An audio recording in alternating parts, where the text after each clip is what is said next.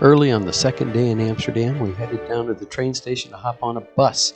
The tour was going to take us to several places, and the first stop was Zaanstad, which is known as a picturesque windmill village. We took several photos and some video.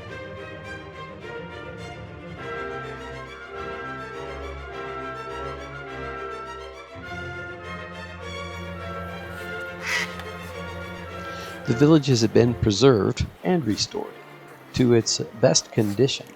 It's now used primarily to draw tourists to demonstrate the uses of windmills in the Netherlands.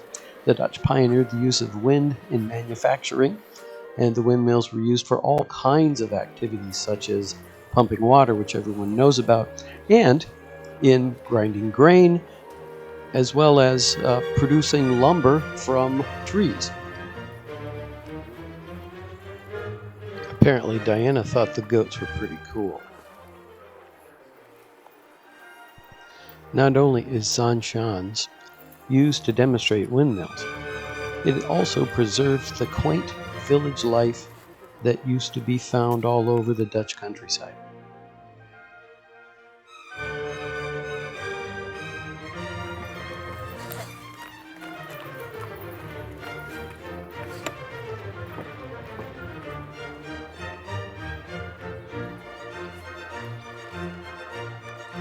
Our guide told us that even though Amsterdam isn't one of the largest ports in Europe, all of the industries around Amsterdam used to be dedicated to chocolate, and 75% of the chocolate produced in the world is from or through Amsterdam.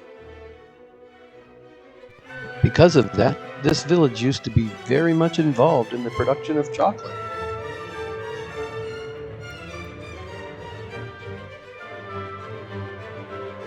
Each of the windmills here have been used or are being used to produce different goods.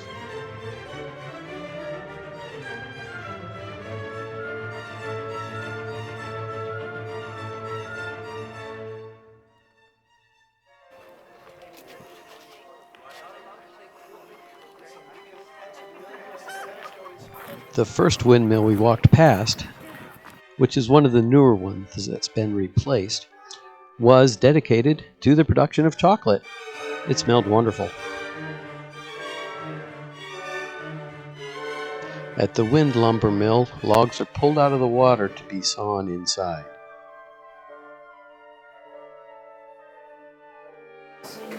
And now not only can we use multiple blades, I can also cut on 3 sides. So this machine was the equivalent of more than 48 manual woodcutters.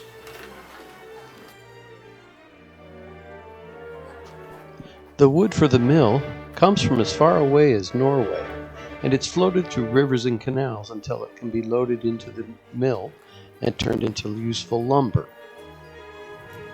For that reason, even though the mill is powered by wind, it has to be connected to a canal or other waterway in order to get a steady supply of materials.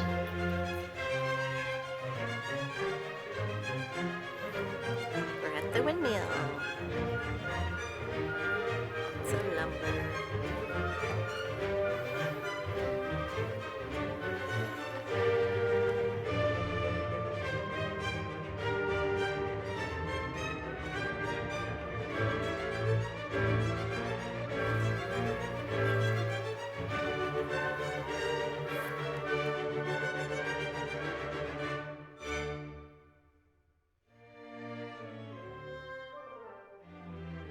Behind the village was our first sight of typical Dutch countryside. We are almost arriving in Marken. At the moment we pass in the dike that connects the island to the mainland. So now is a peninsula. Once again, all the water that you see around before was salted. The Zuiderzee, the South Sea, now fresh water called the IJsselmeer. We're gonna start once again with the demonstration.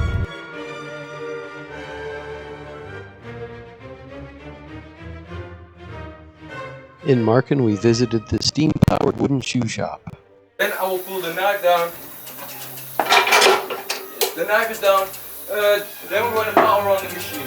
I will be doing this with this lever. I will turn it to the right. Then I will pull this lever towards me so that these bands over here will go into the other wheel and the machine will start working.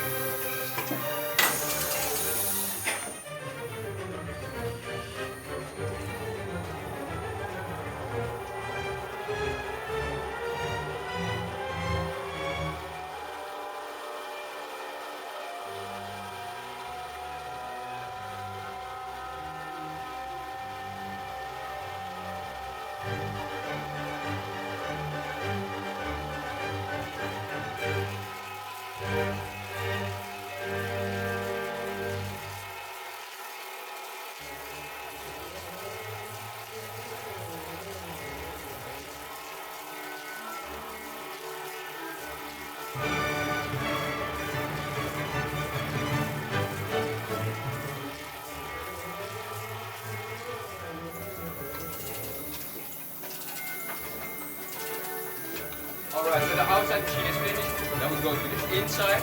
So how does the inside work? We have a maul over here, but this maul is all inside.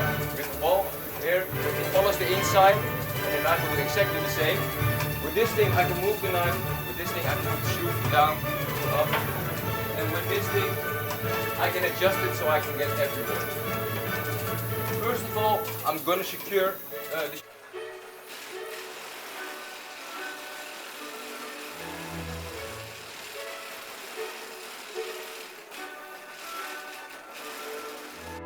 The steam engine was actually made in Germany and imported to the shoe shop.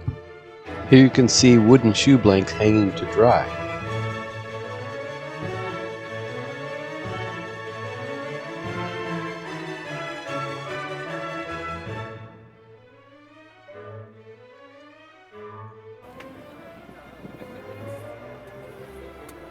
Here we are on the ferry leaving Marken on the way to Volendam.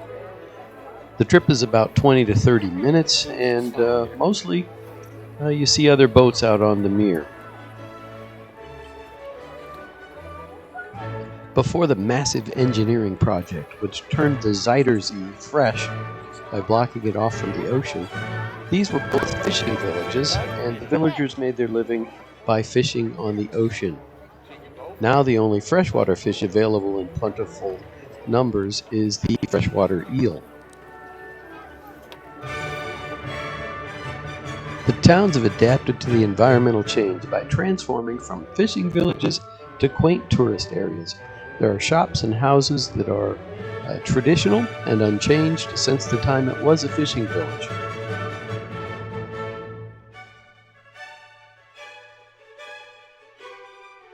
Here we are at the Volendam cheese factory. We saw a brief demonstration about making small batch cheeses. All the cheese in the Netherlands seems to be Gouda. The main variations in flavors you find are additives to the cheese and the age, from very young to 5 years. On the way back to Amsterdam, we saw lots of dairy farms and some cows, as well as multiple canals. Farming in this part of the Netherlands is primarily devoted to dairy production.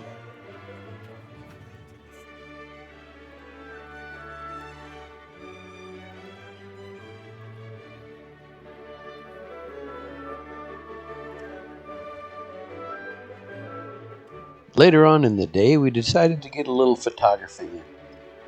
We waited till nighttime and then traveled down the Damrock to get some photos of the buildings reflected in the canal.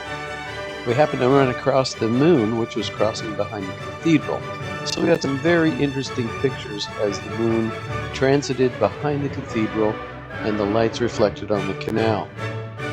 There were also other very interesting opportunities for some pictures at night. Amsterdam is a beautiful city.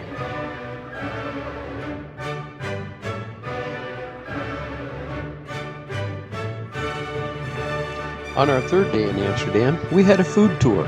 Our guide took us to various street markets and other places that locals eat, especially when they're going to have snacks.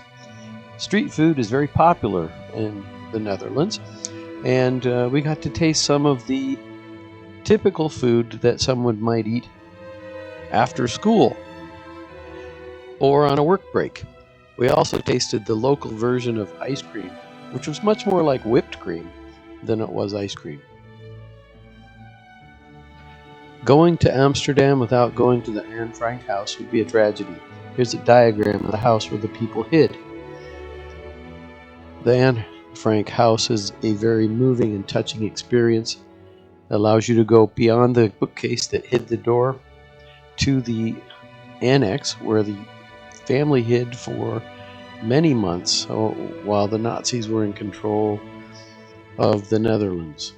Tragically, the family was discovered and sent to concentration camps only a brief time before the Netherlands were liberated. There were several other friends hiding with the Frank family as well, but sadly, the only one who survived was Anne's father. After the Frank house, we wandered around a bit and were pleasantly surprised to find a hotel dedicated to women named Diane.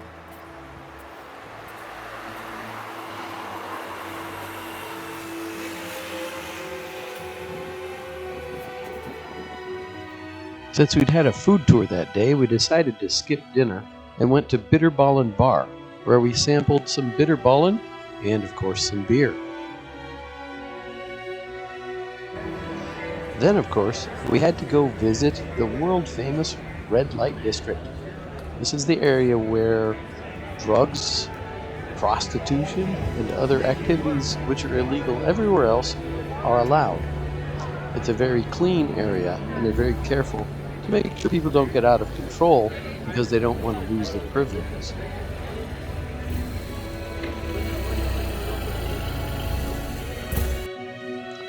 This is where prostitutes stand in the window so you can see what you might get if you go inside the brothel. We weren't really interested in that. On our final morning before we got on the boat and bike tours, we walked up the Damrak in the direction opposite of the central station. We got to see many different things, including statues and fountains, as well as, interestingly enough, the bike park, where people put their bike when they ride to work in the morning. There were at least 1,000 bikes parked here. There were some interesting buildings and boats along the canal.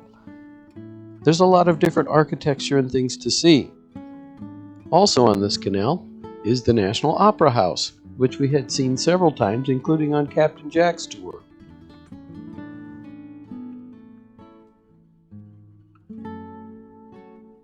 Here's the statue of Queen Wilhelmina, who loved equestrian events.